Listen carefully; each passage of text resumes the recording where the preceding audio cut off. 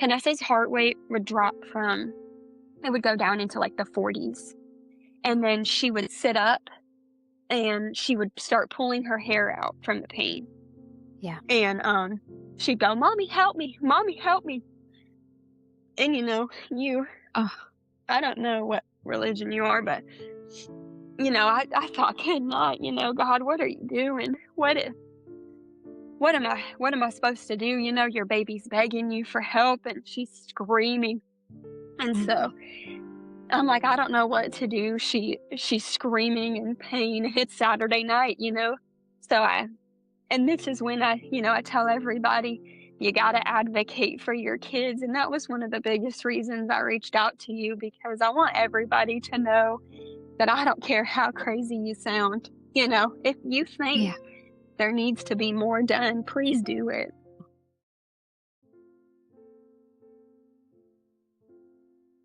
I saw it at the hand washing station at the entrance of the NICU. I see it in the playroom during medical play bingo. I see it near the fish tank in the surgery waiting room. There is a powerful unspoken language between two parents who have never met, but know in their deepest soul what the inside of a children's hospital feels like. It is joy and it is grief. It is love and it is fear. It is miracles and it is loss. This podcast exists to tell these stories. I'm Katie Taylor, a very proud child life specialist, and it is my honor to be your host of Inside the Children's Hospital. Hello, my friends. I'm so happy that you're here. Happy 300th episode. If I could have told Katie Taylor back in 2017, who had an idea for a podcast, that she would create 300 episodes alongside some of the most amazing parents and child life specialists and healthcare professionals who have all played a part in making this podcast happen, I don't know if I would believe you. Like, it would seem like a dream that was too far out of reach. But we're here. We made it to our 300th episode, and I feel like we are just getting started. For those of you who have never joined us before, welcome. This is a podcast that exists so that parents who have navigated the healthcare system and children's hospitals with their child can tell their stories and share their lived experiences for a couple of different reasons. The first big reason is so that other parents who are feeling isolated and alone, like there is no one else who understands what they're going through, can hear those stories and know that they're not alone, and even learn some things along the way that other parents have done and tried and advocated for and have worked. And the second reason these stories are so important is because we are truly creating a library of children's healthcare stories and the true voices of the families that live them. Along the way, we have had so many amazing guests, from parents talking about different diagnoses. We've had healthcare professionals come on. And today I could not be more honored to share with you Kaleigh's story. When Lindsay, who is the editor of this podcast and the heart and soul of Child Life on Call, and I were trying to think about the best episode to share for 300. What did we want to do? We wanted to do something really special. But as we both started thinking about Kaleigh's story, we knew this is the right one to tell. And without giving away too many details, I want you to hear directly from Kaleigh. But her daughter had a very severe eye injury. And that eye injury that everyone thought was healing, there was something inside Kaleigh's gut that said, this is something more, this is different. And she was indeed right. And she would come to learn how to advocate for her daughter, get her daughter the care she needs. And here's what she wants you to know. She wants you to know that that gut feeling is worth listening to. And it's really important to trust the providers around you and have that collaborative relationship where you're able to freely speak what you feel. Secondly, she mentions child life support and how integral preparation and support have been to her family's journey. And finally, she wants you to know that there is hope after trauma.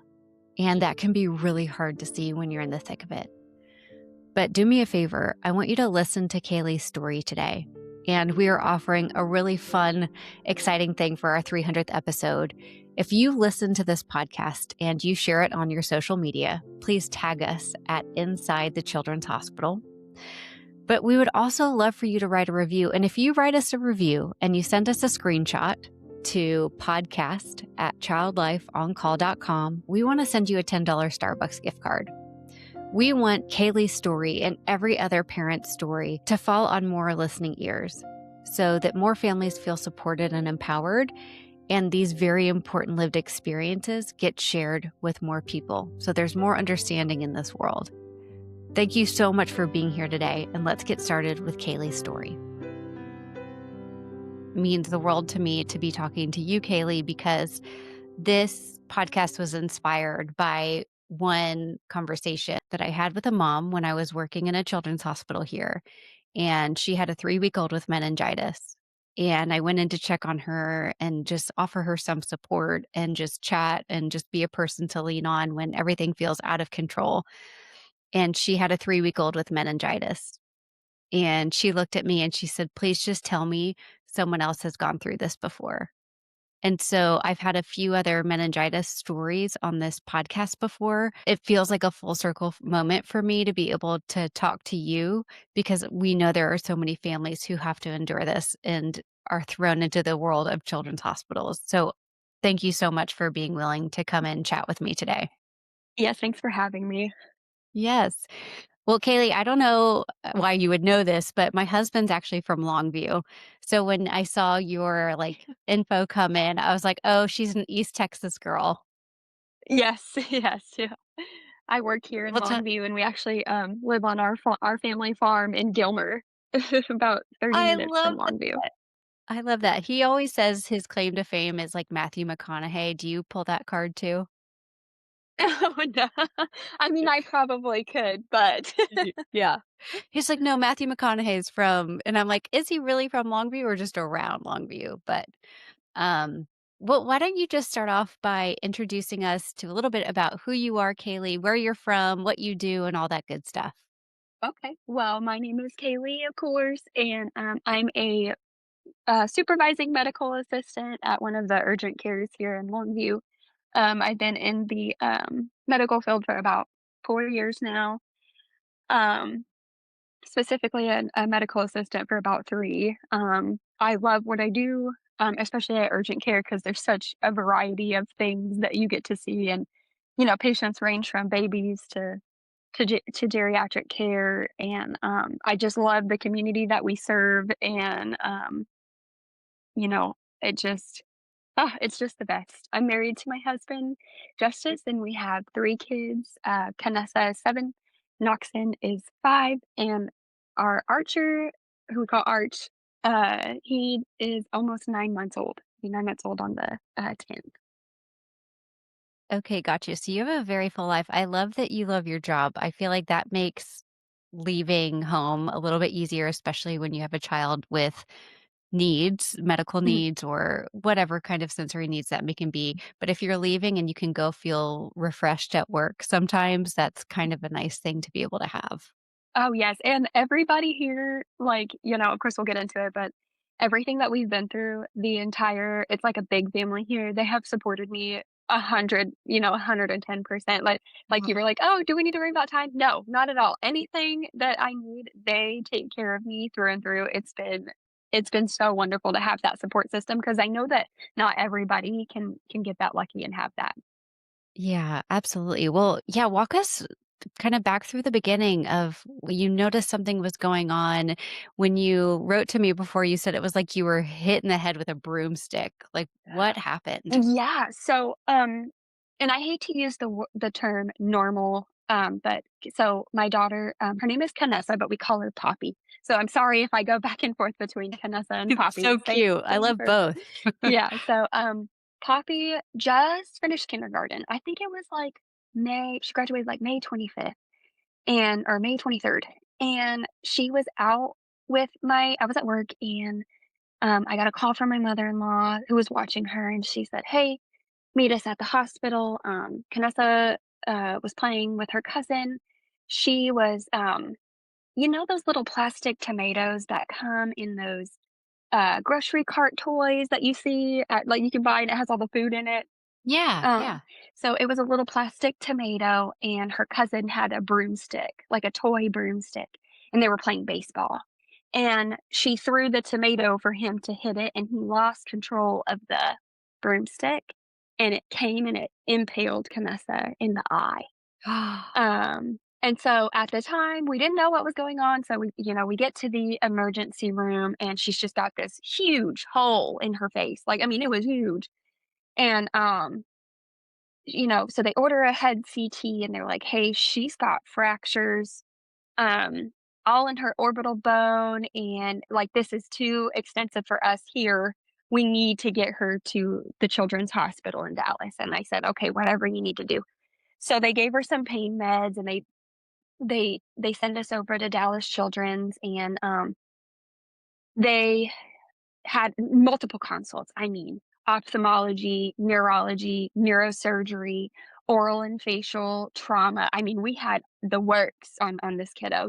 And so thankfully at the time, they told us it missed her brain.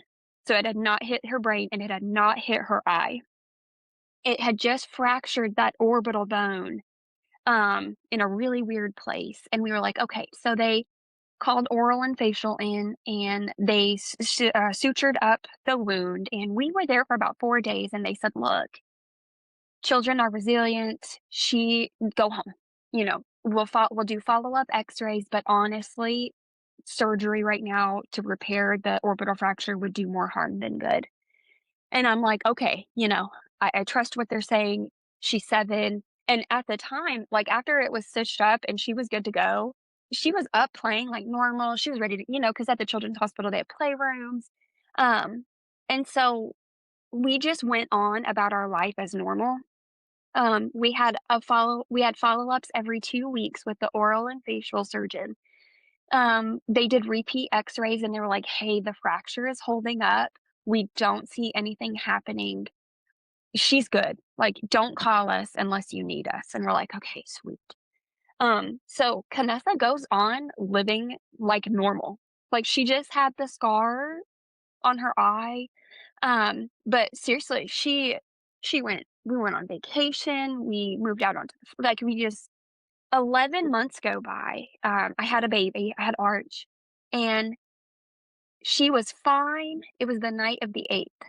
She was fine that night. I got everybody ready. We were back to school. It was my first day back at work from having Archer, and Kanessa starts vomiting the next morning, and I'm like, "You're kidding." She had a low-grade fever, it was about 100. So I gave her some Tylenol. I called my mother-in-law, I was like, "Hey, can Kanessa come stay with you? I think she's got a stomach bug." And that was it. I went to work that day. They told me at work, "Hey, we've got a stomach bug going around. It's not COVID, it's not flu. It's like a 24 to 48-hour bug." And so that's what I'm thinking Kanessa had. And so, mind you, it's 11 months post eye injury. So I'm not thinking at this point, I'm not thinking it has anything to do with her head, right? And so, um, I go to work, I come home, Kanessa's still kind of meh, but she's eating, she's drinking, she was tolerating medications, she was going to the bathroom. And she told me, "I just have a bad headache and I just wanna sleep, mom." And I said, "Okay, that's fine." Um, so we wake up again the next morning, same thing. She's vomiting, has a low grade fever, and I was like, "Okay, she just needs another day." I gave her some Zofran. She was doing fine. My mother-in-law said she was doing fine. I only worked a half day that day, came home, same thing. Well, that night, things kind of took a turn, and she says, "Mom, I'm really dizzy." And I'm like, "Okay, you're probably dehydrated. Let's get some Pedialyte in you." I had the fever under control. She had stopped vomiting. She had no diarrhea. I'm running through all the urgent care things that I work with Right, on that a you daily basis. know. Yeah, Yeah, it's and so so I'm like, helpful, like, "Okay." even just listening to the way that you're, like, talking about this, like, you're coming at it from such a great perspective. Yeah, yeah, and that's what I'm saying, like, in my mind, this is why when I tell you it hit me, it just oh, so that night, she's like, "Mom, I'm really dizzy. I still have the headache. I just wanna sleep." And I'm like, "Okay." So, the 3rd day, she has no fever. She didn't puke, but, and God, please forgive me if she ever hears this, she had urinated on herself. And so I thought, "Okay, kid, what is going on? You're not getting up to go to the bathroom. You're not what is going on?" I'm like, "I'm just trying to get back to work. I have a newborn. I'm like, "Girl, what are you doing?" And Yeah. so I took her over to my mother-in-law's, and she tripped and stumbled into my mother-in-law's, and she goes, "Mom, I can't see.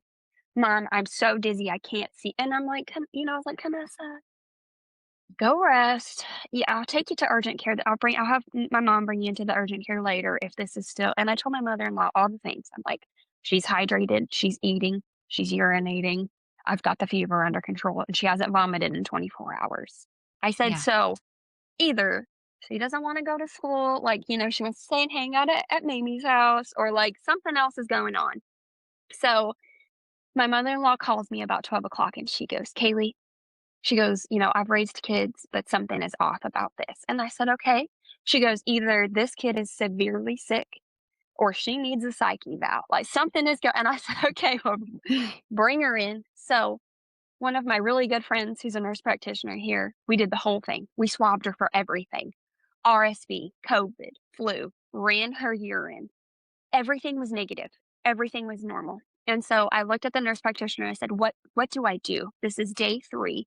And I said, "If I take her to the ED, they're gonna go, 'She's peeing? Yes. She's pooping? Yes. She's eating? Yes. She's drinking? Yes. You have the fever under control? Yes. What do you want me to do?'" You know? And so Yeah. she said, "Look, Kaleigh, if she's not better within the next couple of hours, just go to the emergency room." So I leave work, and she said, "Mom," and I kinda, not to scare her, because I don't intentionally scare my children, but I don't sugarcoat things for them. And she asked me to go to the emergency department. She said, Yeah. "Mom, I need to go." And I said, "Okay." I said, "Kanessa, they're gonna stick you with a needle. They're gonna start pumping fluids through you." She said, "Mom, I want to go." She said, "Mommy, please take me." And I said, Right. "Okay." I said, "You're 7 years old, literally knowing she's gonna get poked with a needle. I gotta go. Yeah. I've gotta take her." And so, we get to the ED, and they get her going. I tell them my whole spiel, just like I told you, and they say, "Okay, Kanessa, what hurts worse, your tummy or your head?" And she said, "My head." And the doctor said, "Okay, let's get a CAT scan of the head with the previous injury." And my heart sank. I wasn't even thinking about that. We're 11 months post injury. She's been living normal, literally up until 3 days ago, was completely normal. And they did the CAT scan, and they said she's got a hemorrhage in her brain. And I Mm. thought, I just dropped to my knees, and they're having you sign all this paperwork, and they're like, "She needs to be life flighted." And when you're in the medical field, and I don't work in the ER, but I do work out in urgent care where sometimes, we do see people that are in distress. When you're dealing with the public, your brain can handle, like, "Okay, I've gotta take care of this person. I'm here. I'm doing this." When it's your own kid, it it hits different. It's like all my medical knowledge just went right out the window. She's talking about intubating. I'm having to sign papers to resuscitate her. I'm having to help, sign papers for the helicopter. And I'm thinking, what in the world caused this? Yeah. And so, um, we get flighted over to Dallas, and I'm like, "Okay," so we meet. The team comes in again, and we're consulting with all of and a neurosurgeon fellow comes down, and he says, "We need another scan, a different type of scan, to see if it's the vessels or what's going on in her head." And I said, "Okay." So they needed a CT with contrast, so we get another IV. And they get her in, they get another CT scan, and they're like, "Okay, we're gonna admit you while we're waiting on these results. Like, she's gotta be monitored." And I'm like, "Okay." Mind you, as this is going on, her pain is escalating. So Yeah. she's saying, "Mom, my head hurts, my neck hurts, my back hurts." And I'm like, "Okay, what the heck?" So they move us up to the neuro floor, and they come in and they tell me, they go, "Hey, um, we are stumped." And for them to admit that was crazy. They were Yeah. like, "This type of bleed that she has, we only see in adults with severe hypertension that are doing drugs, alcohol, or patients that have had a severe trauma, like recent trauma." So they were asking me, like, "Is there a car accident? Did she fall?" And none of that had happened. Yeah. And they were like, "Okay, well, it's the weekend. Anesthesia, we need an MRI at this point. We've ruled everything else out. Anesthesia is weird on the weekends, so we're gonna try to hold off until Monday." And I'm like, "Okay, we're in the hospital, we're good." They're pumping her with fluids, they were giving her meds. Well, then that's when, like, it takes a turn, unfortunately. And, Kanessa's heart rate would drop from it would go down into, like, the 40s, and then she would sit up, and she would start pulling her hair out from the pain. Yeah. And, she'd go, "Mommy, help me. Mommy, help me." And, Oh, I don't know what religion you are, but, I thought, "Good night, God, what are you doing? What am I supposed to do?" Your baby's begging you for help, and she's screaming. And so mhm. I'm like, "I don't know what to do." She's screaming in pain. It's Saturday night. So and this is when I tell everybody, you gotta advocate for your kids. And that was one of the biggest reasons I reached out to you, because I want everybody to know that I don't care how crazy you sound. If you think Yeah. there needs to be more done, please do it. And so I called them in and I said, "Look," I said, "she needs something more." I said, what can you do?" And they said, "Well, with brain bleeds, you can't have certain medications because it can thin the blood. It can." And so I said, "Well, this is torture, not only for her, but for me." And Yeah. so they said, "Okay, we're gonna get a hold of the PA that's on call right now." So, and it just progressively got worse. Like, then her heart rate started getting into the 140s. So it dropped to the 30s, go back up to the 140s. So the PA rounded, and they gave her the migraine cocktail, and she was fine for the rest of the night. Thank goodness the screaming had stopped. Um, and so I told them, I said, "Look," I said, "you have more knowledge than me. You know, can we rule out meningitis?" And they said, "Yes." We ordered two different types of MRIs that will show us, um, if she has it, and it'll give us a better look at her brain to see what's causing this bleed. And I said, "Okay, that's good. That's good for me." And so, we get up to the prep for the MRI, and the doctor, the neurosurgeon came in, and Kanessa looked at him and said, "Can you please just put me to sleep? Can you please just let me go to sleep?" Going through this, it was just like, what the heck? It was just such a shock to the system. Right. So, anyways, they take her back to the MRI, and she was in there for about an hour, hour and a half, and she comes back out, and I knew something was wrong because all of the surgeons were in there at the same time. Mm. And, he looked at me and he said, "Are you a nurse?" And I said, "No." I said, "Not yet, not yet. I'm not a nurse yet." I said, "I'm just a medical assistant." And he goes, "Well, you were right." And I said, "Why?" "'Cause she has meningitis." And he said, "Severe bacterial meningitis." And I said, "Oh my gosh." And it took Wow. everything I had not to just drop to my knees. Right. And, And now a word from our amazing sponsors.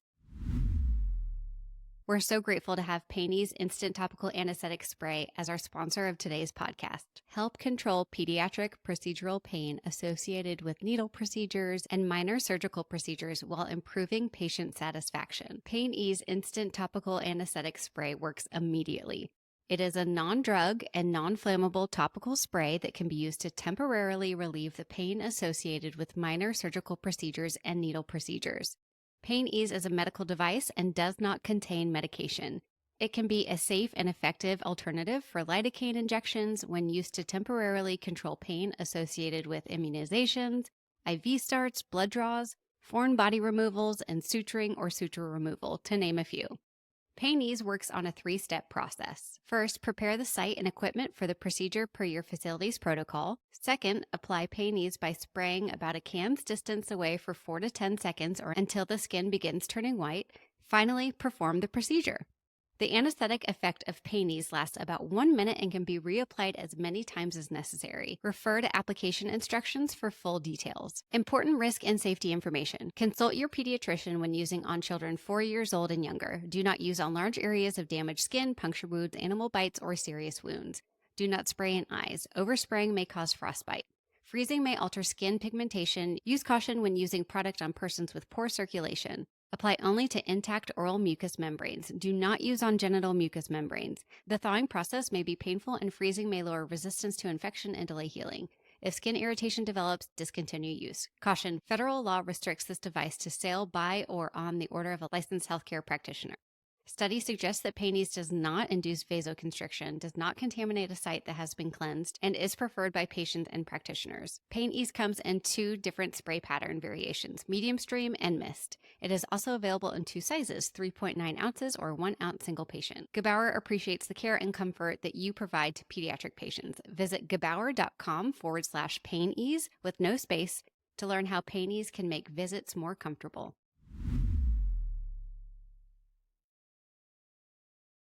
And so you start going through all the things in your head, because meningitis, it's so quick, and we didn't know, when he said severe and how her heart rate was already dropping, and you every bad thing just runs through your head, and Yeah. and so he said, "Well, we're gonna take care of her, don't you worry." And so we go over a game plan. They kept her sedated, took her up for a spinal, Mm. and, Oh, I'm so glad they kept her asleep for that. oh, yes, they did, thank goodness. So they gave her a spinal they took the spinal tap, and, um, they were able to give her better pain meds now that we knew what was going on because the meningitis was causing the brain bleed. Oh, wow. So not only was she dealing with the pain that meningitis causes, but she was dealing with the pain from the brain bleed. And so, um, we get back up to our room. They immediately started her on antibiotics. And he said, "I know it's bacterial meningitis," he said, "because I sent it off for a culture and it's already growing. Like, it's already Wow. got things coming back on it." And that was within 30 minutes. And Wow. so I'm like, "Okay, we have answers. What do we do now?" And so what had happened was you have protective layers of your brain, like a protective layer over your brain. There's 3 of them. And so even though the broomstick did not directly penetrate it at the time, the fracture did not heal like it was supposed to. That orbital fracture right there, right above your eye or her eye. Her brain, since it didn't hold up, her brain drooped into the fracture and it started to leak, and it ruined the protective layer. It destroyed that protective layer of the brain. And so she had been leaking spinal fluid that whole time. Poor baby. And so not only was she leaking, but like anytime she'd get sick, I mean, we had been to the beach. So whatever was going through her sinuses, Right. was also being driven backwards to her, to the spine and Mm. exposure. And so he goes, "Look, we need to get this fixed. It's going to take surgery. I mean, I don't know until we get the culture back, I don't know how to treat it." And I'm like, "Okay." So the next day, they prep her for surgery. It was a 6-hour surgery and they did a craniotomy. So they cut her from ear to ear and they essentially exposed the face. And they went in they had an ENT specialist repair the fracture, so they cut the top of the skull out, and they used part of it to, fix the fracture, so they put her orbital bone back to normal, and then they did a repair to patch the brain back. They used donor tissue and patched her brain back to protect it from leaking again. Wow. And then after they did that, they sewed her back up. They put a PICC line in, um, because obviously with meningitis, you're on antibiotics for an extended amount of time. Yeah. They put a PICC line in, and they put a lumbar drain to start draining all the nasty spinal fluid off of her. Um, and so she did very well through the surgery.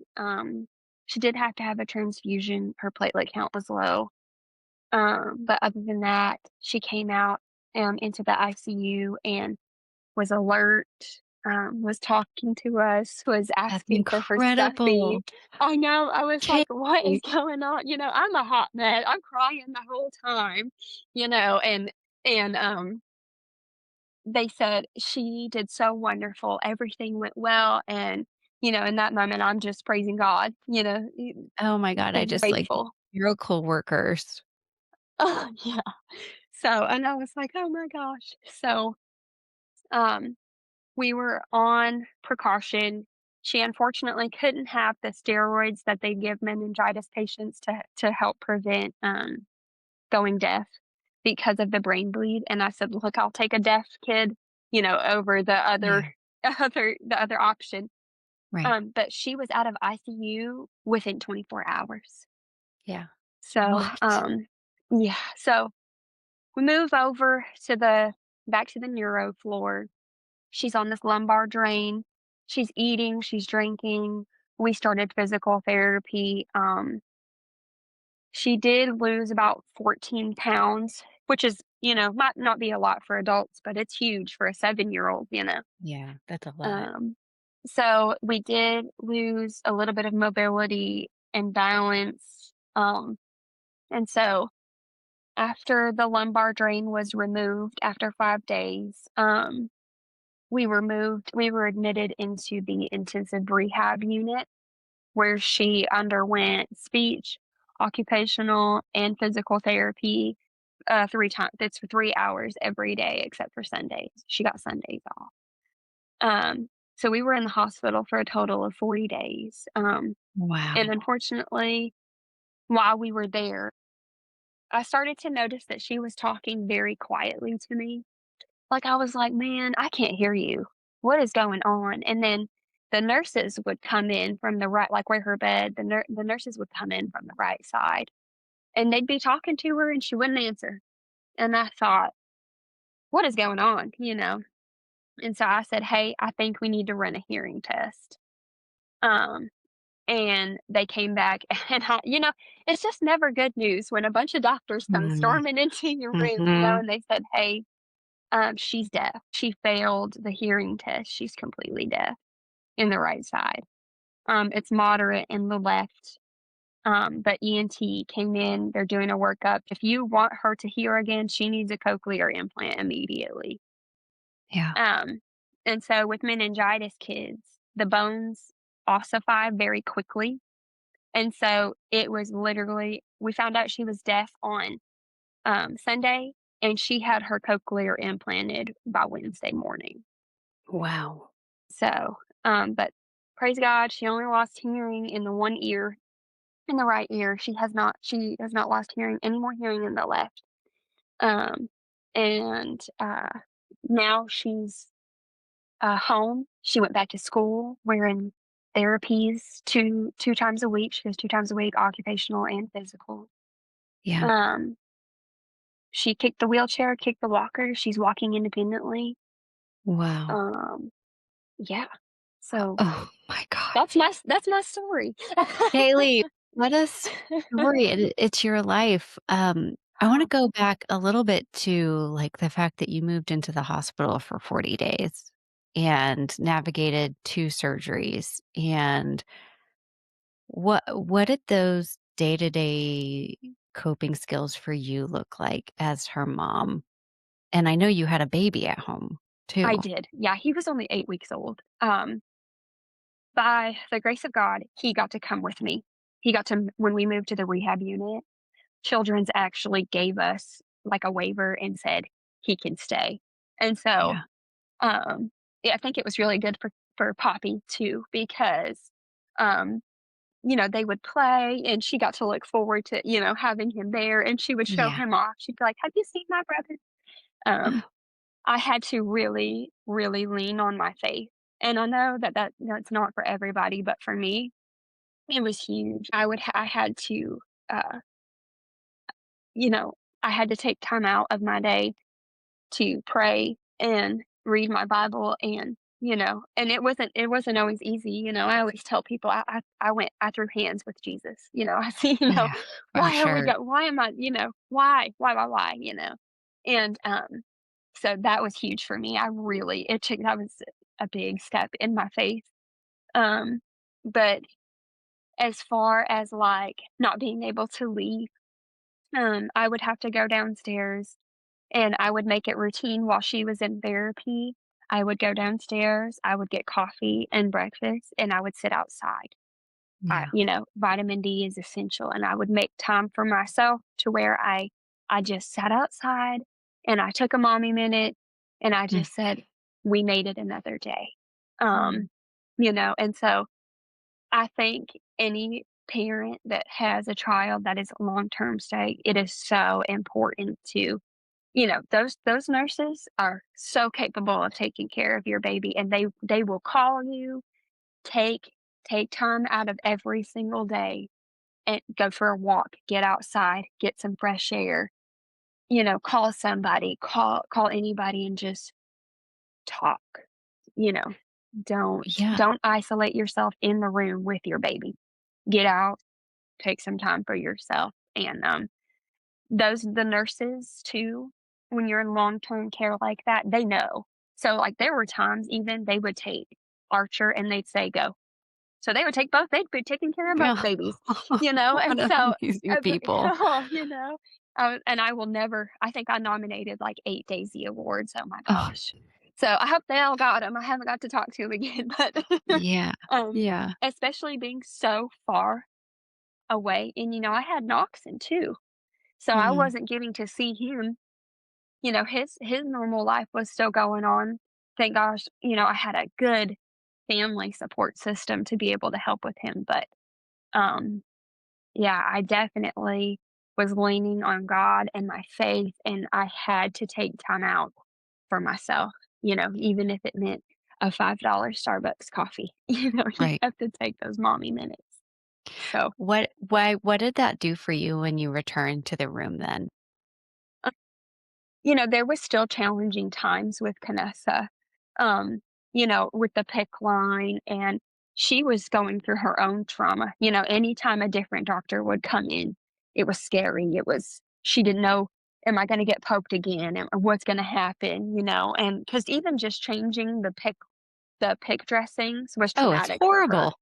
It's Yes. horrible. And so, you know, when I was able to come back, I could focus and okay, I got to reset.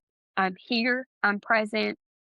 I'm I'm here to take care of you. And I was able to walk with her and walk through and talk with her and explain, and I think it helped her too because in the beginning I wasn't sleeping. I think I had gone like 36 hours without sleep, and then Oh, she wasn't herself and we were so confused. And so you know, I think having that reset moment for me, I was able to take care of her better, and I think that made a difference for her too. yeah.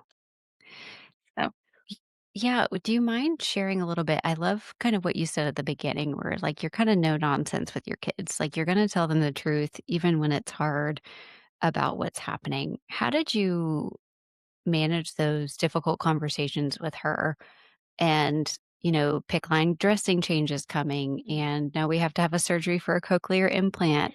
How did you yeah. navigate that? So, I started, from the very beginning with my kids. I have never like, if they say, "Hey, do these shots hurt?" Yes, they hurt, but it's just for a second, and it's for your own good. And so, um, when she kinda came out of surgery and it was a couple days, we were on the neurological floor and I knew that she could talk to me, I did have a conversation and I said, "Hey, this is what has happened to you." And I said, "You have a sickness that's in your spine, and that's what was causing all of this to happen to you." And then I give her a minute, and then I always say, "Do you have questions?" And then Yeah. I continue. And so I said, "You see those," I call them wires. I said, "You see those wires hanging?" I said, "Those go directly into your body." I said, "And those give you the medicine and the fluids that you need." I said, "And sometimes they're gonna have to change that tape." I said, "And it's gonna sting." And she goes, "Well, how bad?" And Mm. I'll say, "Okay, well," I said, "You know how it feels to rip off a Band-Aid?" I said, "It's kinda like that." I said, "But look," I said, "I'm gonna be right here. You got your stuffy." I said, "And it's okay to cry." And she'd go, "Oh, okay. Okay, mom." And, and then, I did prepare her for when she went deaf. I did tell her, I said, "Hey, um, this sickness, it can cause you to lose your hearing." And at this conversation, I was in tears. I was trying not to cry, but I was in tears. And Mm. I said, "So if you wake up and you can't hear me anymore, I don't want you to panic because mommy's gonna fix it." And she Mhm. said, "Okay, mommy." And I said, "Okay." So, piggybacking off of that, it was kind of funny because when they came back and they told me she was deaf, they said, "Do you want Child Life to have the conversation or you?" And I said, "Well, it's my turn, let me." And so I sat her down and I said, "Kanessa," I said, "how I told you you might not be able to hear." And she said, "Yeah, mommy." And I said, "Well, unfortunately, you are deaf." I said, "But it's only in the right side." And she said, "Well, I knew that, mommy, because this side feels different than the other." And I Mm. said, "Okay, well, why didn't you tell me that, you goober? Why didn't you tell me?" And she's like, "I don't know. I just try," and I was like, Oh, "Okay, I love well, her. at least." She's like, "Tell me something I don't know." Yeah, it was so funny. And so, Oh. when Child Life came in, they said, "Hey, do you want us to explain the procedure?" And I told her name was Emily. I remember her to this day. And she said, "You're one of my favorite moms." And I said, "Well, what makes you say that?" And she said, "Because I can just tell her what's gonna happen. I don't have Yeah. to sugarcoat it." And I said, "That works for some parents, but that doesn't work for me." And so, um, I think working with Child Life, that made our relationship better because when they came in, they said, "Look, we are gonna have to give you another IV, but it's gonna be okay." And she goes, "Okay, well, I've had a lot of those." And so she goes, um, that, Emily explained, "This is a cochlear and this is what it's gonna look like." And she was just able to have a normal conversation with Kanessa. Mm. And Wow. so I think it just made everything so much easier because they know what to expect. It doesn't blindside them. Um, and Kids so can handle more than we think they can when they have the support and they're hearing it in a developmentally appropriate way. yes, always. And so, you know, um, I don't, whatever works best for you, but I always telling the truth and being honest and upfront with my kids has honestly paid off, especially in this scenario with Kanessa. Um, I think it's helped her cope and she can ask questions and know that she's going to get an honest answer from me. So, For sure. You're an amazing mom. thank you. Thank you. Um, I have just a couple more questions. Of course. Were there any kind of unexpected or positive moments within the hospitalization that made a big difference for you, either as the parent or as a family? And you've kind of answered this. I mean, the fact that your son got to come stay with you, Yes. it sounds like you had a pretty amazing care team, but anything else that really stood out or worked really well? I tried to make a list of things that we could look forward to.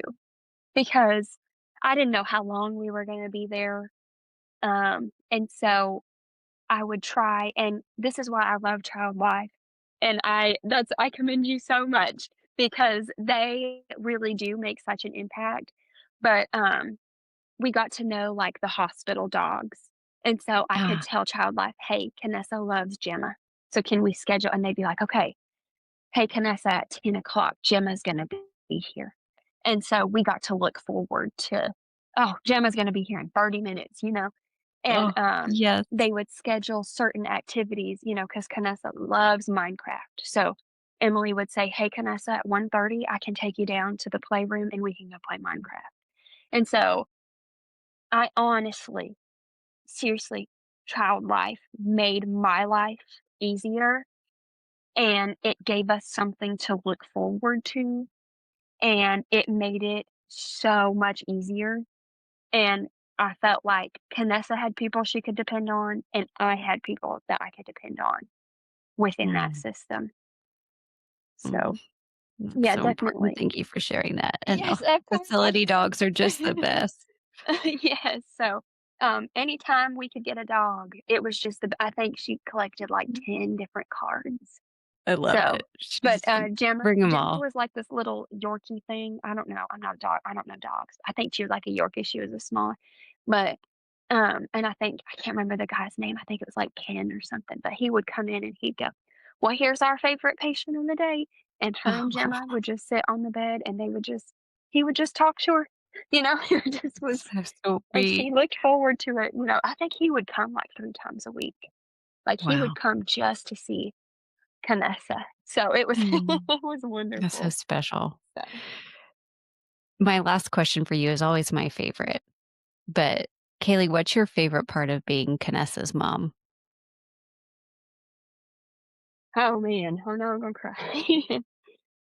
Um, I think my favorite part about being Kanessa's mom is just watching her overcome everything that she wasn't supposed to. You know, she is smart and resilient and so strong, you know. And I always say, now that she's deaf, I couldn't imagine her any other way. Yeah. And I am so grateful to be her mom, be her mom. And um, I'm grateful, as crazy as that sounds, for the experience that we went through because it's made me a better mom. It's made me a better um, medical assistant. It's made Mm, me a better person. It's made me stronger in my faith. And wow. I get to advocate and I get to educate and I get to tell people, look at what God has done for us. Look at what God has done for my daughter. And I get to be a positive story for those that are going through it currently. Yeah. So, like, there is light at the end of the tunnel, and you're gonna Mm, be okay.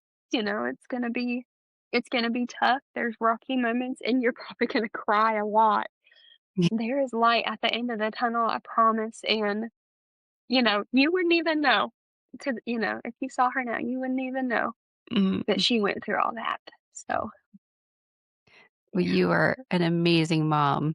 And it's always miraculous to me that when I ask this question and these moms or dads are describing the qualities that they love in their child and like the reflection I see in you, like you're so strong, you're so resilient, you've endured so much, and you're pretty amazing. So thank you so much for being Thank so you. willing to just relive and share your story. Absolutely. And if there's Um, anything I can say, if there's any last words I could say, if I could tell any mom, if it's in your gut and you feel like there's something more, strive for it, ask for it. That techs, nurses, doctors, surgeons, they go to school to help people. They are there to answer your questions. If you think you need more testing, ask for it. If you have more questions about what's going on, ask them. that's what they are trained to do, and it could save your baby's life. That's exactly right. And can just imagine the warm feeling that your patients feel when they get to meet you in the urgent care. I would just feel so taken care of. And it's like, I like to remember that too, is that when you go and you meet a doctor or a medical assistant or a pharmacist or a child life specialist, they're just another human who has experiences too. And it's amazing to find connection with your patients and your providers in that way. Very much so. Well, I have loved every moment of this. Thank you so, so much for being with me. Is there anything else that you wanted to share? I am a strong advocate for child life. Go child life. Use them when you can. That's what they're there for. They're wonderful. Y'all are great. I love you all. Kaleigh, you're amazing. I'm so grateful for So, you. Thank you for saying that. For those of you who are joining us today, I am not a doctor. I'm not a therapist. I am a child life specialist. And the suggestions and tips and resources that I talk about with parents on this podcast may be great for you and they may not be right for you. So, the most important person you can talk to about getting support is your care team, your doctor who knows your story and your child's story. So, regardless of maybe what I mention or what other families mention here, we're not licensed therapists, we're not doctors. We're having a conversation about what the parenting journey has been like. So, please keep that in mind as you listen today.